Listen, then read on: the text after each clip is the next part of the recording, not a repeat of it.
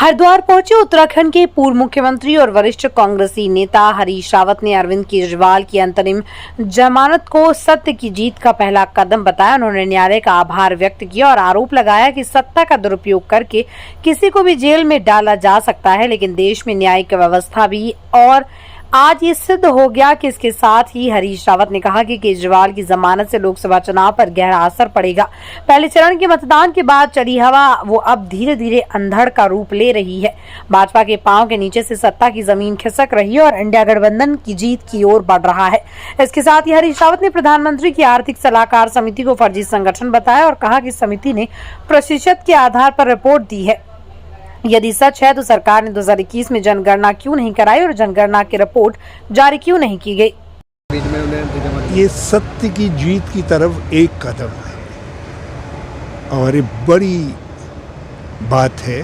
माननीय न्यायालय के हम बहुत आभारी हैं कि उन्होंने समझा लोकतंत्र के अंदर आप सत्ता का दुरुपयोग करके किसी को जेल में डाल सकते हैं, लेकिन न्यायालय भी है जो न्याय देगा।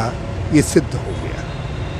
क्या मानते हैं चुनाव पर कितना फर्क पड़ेगा उनके एक दिन के बाहर आने से? निश्चित तौर पर अंतर पड़ेगा। परिवर्तन आ रहा है, लोग परिवर्तन के लिए वोट कर रहे हैं। पहले चरण के मतदान के वक्त में जो परिवर्तन की हवा चली थी, अब वो धीरे धीरे एक अंधड़ का रूप ले रही है और उसी अनुपात में प्रधानमंत्री जी बौखला भी रहे हैं, अपने बार बार बयान बदल रहे हैं, बार बार बातें कर रहे हैं और वो इस बात का द्योतक है कि भाजपा के पांव के नीचे से जमीन खिसक रही है और इंडिया गठबंधन सत्ता की तरफ बढ़ रहा है। हिंदुओं की संख्या ये इसने सिद्ध कर दिया कि पूरी तरीके से फर्जिया संगठन है जो आर्थिक सलाहकार समिति परिषद है और एक फर्जिया रिपोर्ट। अरे जनगणना की रिपोर्ट जारी करो ना फिर, यदि ये है तो क्यों नहीं तुम जनगणना कराने से भाग रहे हो?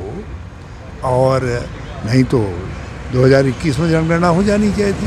तो किस आधार पर आप इस बात को कह रहे हैं? और क्योंकि आप नंबर नहीं दे रहे हैं, आप प्रतिशत बता रहे हैं ताकि लोगों के अंदर एक आशंका पैदा की जाए, भय पैदा किया जाए और फिर से, क्योंकि बिना हिंदू मुसलमान की सोच पर आए प्रधानमंत्री जी ने मान लिया है कि उनकी नैया पार नहीं हो सकती है, तो इसलिए अपने आर्थिक सलाहकार परिषद से इस तरीके का गैर जिम्मेदाराना और तथ्यहीन बिना किसी आंकड़ों के एक काल्पनिक चीज़ जारी कर दी गई। ये बिल्कुल नहीं, जनता समझ रही है।